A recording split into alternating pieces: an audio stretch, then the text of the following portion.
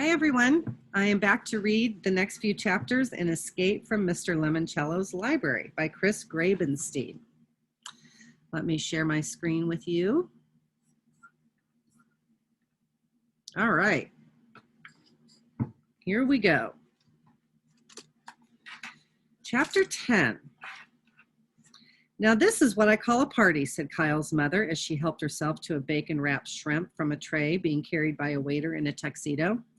Kyle and his parents were in the crowded ballroom of the Parker House Hotel for the Lemoncello Library's Gala Grand Opening reception. The Parker House was located right across the street from the old Gold Leaf building and the cluster of office buildings, crafts, shops, clothing stores, and restaurants called Old Town. I'm going to see if I can find Akimi, Kyle said to his mom and dad. Give her our congratulations, said his mom. We're proud of her too, added his dad. Kyle made his way through the glittering sea of dressed-up adults. Even though his parents had put on fancy clothes for the reception, Kyle was wearing something comfortable to go exploring in, as instructed by the lock-in guide he'd received on Wednesday.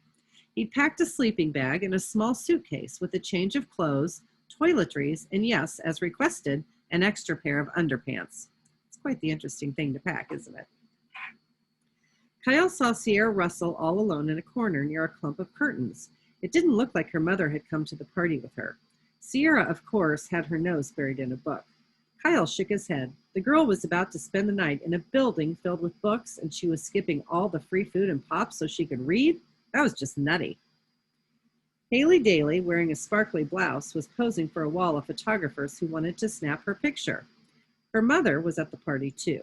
While the cameras were focused on Haley's smile, Mrs. Daly wrapped up a couple of chicken kebabs in a napkin and slipped them inside her purse. Now Kyle saw Charles Chiltington. Poor guy must not have read the memo about comfortable clothes. He was still wearing his khakis and blazer, just like his dad. Kyle figured the Chiltington family must own like 300 pairs of pleated tan pants. Hey, Kyle! Akimi waved at him from near a fake shrub curled to look like a silly straw. Hey, said Kyle. Did you remember to bring your library card? Yep. Kyle pulled it out of his pocket. Huh, said Akimi. I got different books on the back of mine. One Fish, Two Fish, Red Fish, Blue Fish by Dr. Seuss and 9 stories by J.D. Salinger. I guess they're like baseball cards, said Kyle. They're all different. Hey, you guys. Miguel Fernandez, more excited than usual, which was saying something, pushed through the mob to join them. Did you try these puffy, cheesy things? Nah, said Kyle. I'm sticking to food I recognize. The puffy, cheesy things are called fromage tartlets, said Andrew Peckelman, coming over to join the group. Huh, said Kyle. Good to know. A waiter passed by with a tray loaded down with small boxes of Mr. Lemoncello's anagram cracker cookies. It's a pretty good one. Oh, I love these, said Kyle, taking the box off the platter and opening it. The cookies are in the shape of letters, and you have to see how many words you can spell. So an anagram spells like graham crackers, but an anagram are words that have the same letters. So like top and pot are anagrams of each other. Cool, said Miguel, snagging a fistful of cookies out of Kyle's box. Tastes good too.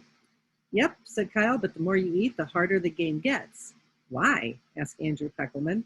Less letters, said Akimi, snatching 2 B's and a Q and wolfing them down. Barbecue flavored. Kyle spread out the remaining cookies in his palm. U-N-F-E-H-A-V. He grinned as he deciphered an easy anagram. Have fun. Sweet. Ladies and gentlemen, boys and girls, Dr. Zinchenko, dressed in a bright red suit, strode to the center of the ballroom. May I have your attention, please? Mr. Lemoncello will be arriving shortly to say a few brief words. After that, I will escort the 12 essay contest winners across the street to the library. Therefore, children, might I suggest that you eat up? Food and drink are not permitted anywhere in the library except in the Book Nook Cafe, conveniently located on the first floor. Miguel grabbed a few more puffy, cheesy things. When she thought no one was looking, Mrs. Daly shoved a napkined bundle of bacon-wrapped shrimp into her purse. Akimi nibbled a couple of chocolate-dipped pretzel sticks. Aren't you going to grab some more grub? She said to Kyle. No, thanks. I only like food I can play with. One last thing, announced Dr. Zinchenko. We, of course, want our winners to have fun tonight. However, I must insist that each of you respect my number one rule. Be gentle with each other, and most especially the library's books and exhibits. Can you do that for me? Yes, shouted all the winners except Charles Chiltington. He said, indubitably. Good thing the library has dictionaries, muttered Akimi. Half the time it was the only way to figure out what Chiltington's saying. Suddenly all the adults in the ballroom started clapping. Mr. Lemoncello, looking like a beanpole, wearing a tailcoat and a tiny birthday party fireman's hat, strode into the room through a side door. Thank you, he said, stretching the elastic band to raise his kid-sized hat and tipping it toward the crowd. You are too kind. When he let go of the hat, it snapped back with a sharp thwack. As Dr. Zinchenko informed you, I'd like to say a few brief words. Here they are: short, memorandum, and underpants. And let us pause to remember the immortal words of Dr. Seuss. The more that you read, the more things you will know. The more that you learn, the more places you'll go. Children, Mr. Lemoncello flourished his arm toward the ballroom doors. It's time to go across the street. Your amazingly spectacular new public library awaits. Chapter 11. Eager to see what was inside the new library, the 12 essay contest winners quickly gathered behind Dr. Zinchenko. This way, children, said the head librarian. Follow me. The crowd cheered as they marched out of the ballroom, all toting their sleeping bags and suitcases. There was more cheering, plus some hooting and hollering, when they reached the hotel lobby and went out the revolving doors into the street. The new public library, with its glistening gold dome, took up half a downtown block, its back butting up against an old-fashioned office tower. The building was a boxy fortress, 3 stories tall, with stately columns that acted like bookends, because the windowless walls had been painted to resemble a row of giant books lined up on a shelf. It's like a majestic Greek temple, gushed Miguel. And the world's biggest bookcase, added Sierra Russell, who had finally put away her paperback. Velvet ropes lined a path across Main Street that led to a red carpet, leading up a flight of steps to the arched entryway and seriously steel, not to mention round, front door. Kyle had to smile when he saw what was tethered to the railings on each side of the steps. Balloons. A big bruiser, maybe 6'4", 250 pounds, in sunglasses and a black sports coat, stood in front of the library's circular door, which had several large valve wheels like you'd see on a submarine hatch. The burly guard wore his hair in long, ropey dreadlocks. What's with that door? Asked Haley Daly, who, of course, had pushed her way to the front. It looks like it came from a bank vault or something. It is the door from the old Gold Leaf Bank's walk-in vault, said Dr. Zinchenko, and it weighs 20 tons. Akimi turned around and whispered, My dad designed and support structure for the support structure for that thing. Check out the hinges. Kyle nodded. He was impressed. Why a vault door? Asked Kayla Corson. Because, said Dr. Zinchenko, one sleepy Saturday, when Mr. Lemoncello was your age, he was working in the old public library over on Market Street.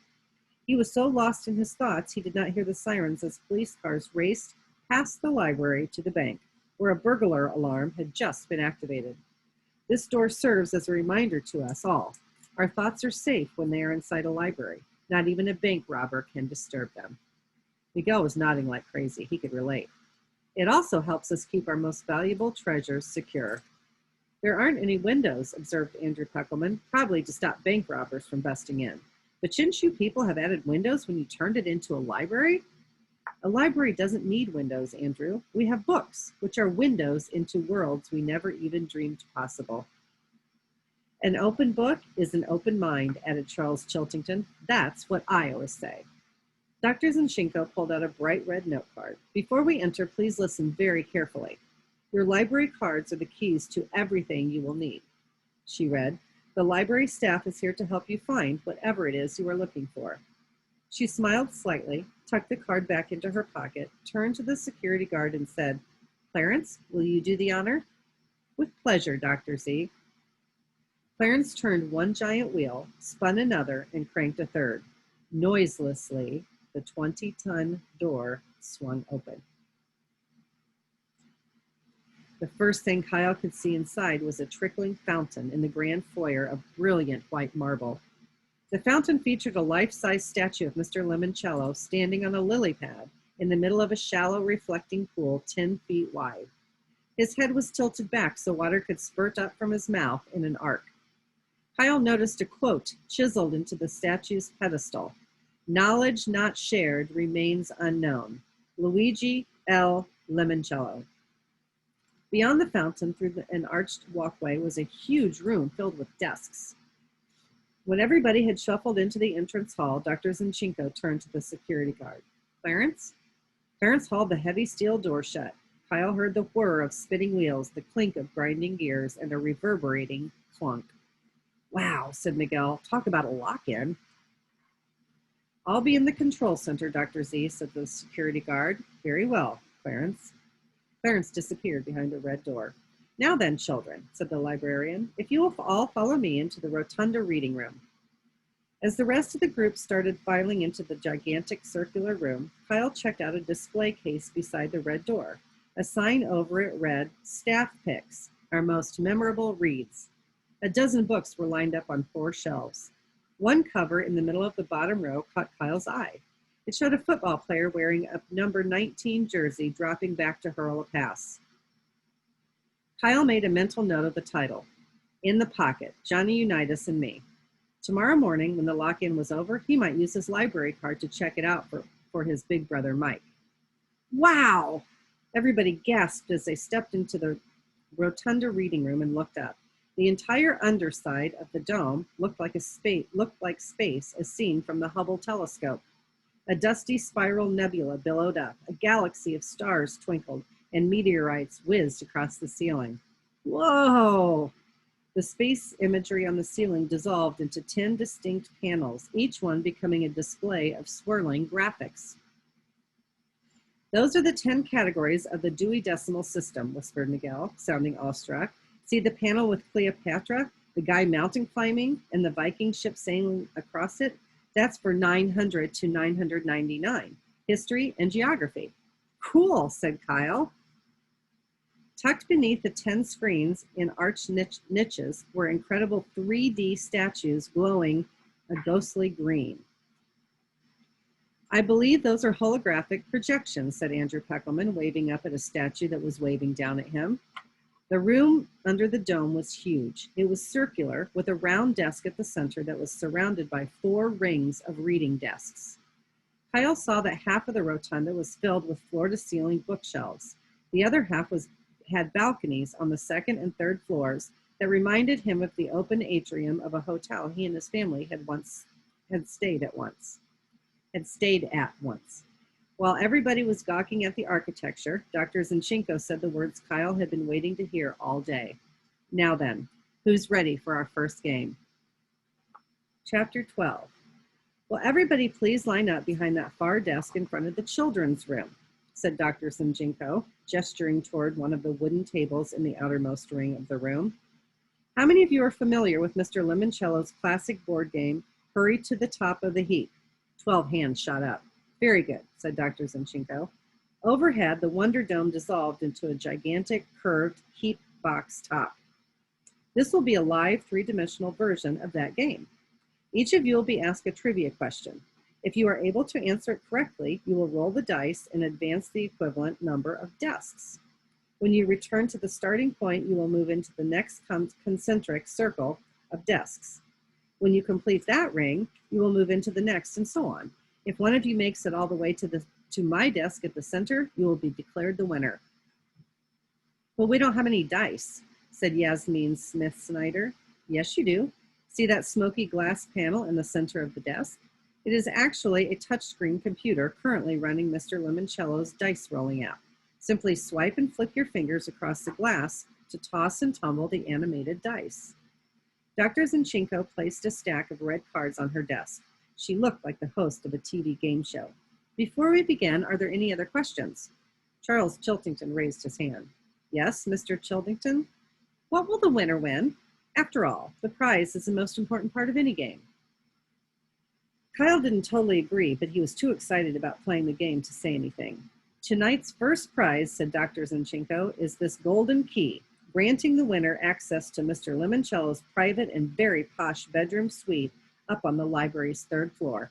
Instead of spending the night on the floor in a sleeping bag, you will be relaxing in luxury with a feather bed, a 72-inch television screen, and a state-of-the-art gaming console. Okay, Kyle was definitely interested in this particular prize. Judging from the wide-open eyes and chorus of oohs and wows all around him, so was everybody else. Dr. Zinchenko flipped over the first question card. What major league pitcher was the last to win at least 30 games in one season? 6 players got it wrong before Kyle got it right. Denny McLain. Correct. He swiped the glass panel, rolled a 10, and advanced 10 desks around the room.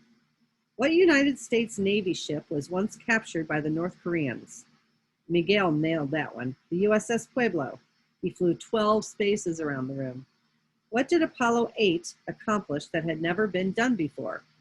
Akimi, Andrew Peckelman, and Kayla Corson struck out on that one, but Charles Chiltington knew the answer. It was the first spacecraft to orbit the moon. Correct. Chiltington rolled a 5, landing him in last place. Kyle's next question was tougher. Who was famous for saying, "Book 'em, Dano"? That guy on Hawaii Five-0? Please be more specific. The one with the shiny hair, Jack Lord? That is correct. Kyle breathed a sigh of relief. Thank goodness he and his dad sometimes watched reruns of the old TV shows from the 60s. But when he flicked the computerized dice, his luck hit a brick wall. He rolled snake eyes and moved up 2 measly desks. Snake eyes, think about eyes, 1 and 1. So each die has a 1. They call it snake eyes. Meanwhile, Miguel went down with a question about Barbra Streisand. Kyle wasn't exactly sure who she was. And Charles Chiltington surged ahead with a correct answer about the Beatles' Hey Jude and a double sixes roll. As the game went on, Kyle and Chiltington, the only players still standing, kept answering correctly and moving around the room until they were both seated at a desk in the innermost ring, only 6 spaces away from Dr. Zinchenko's desk and victory.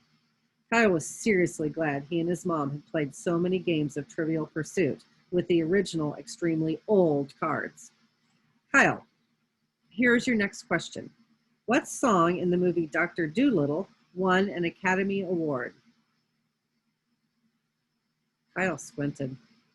He had that movie, an old VHS cassette tape that his mom had bought at a garage sale.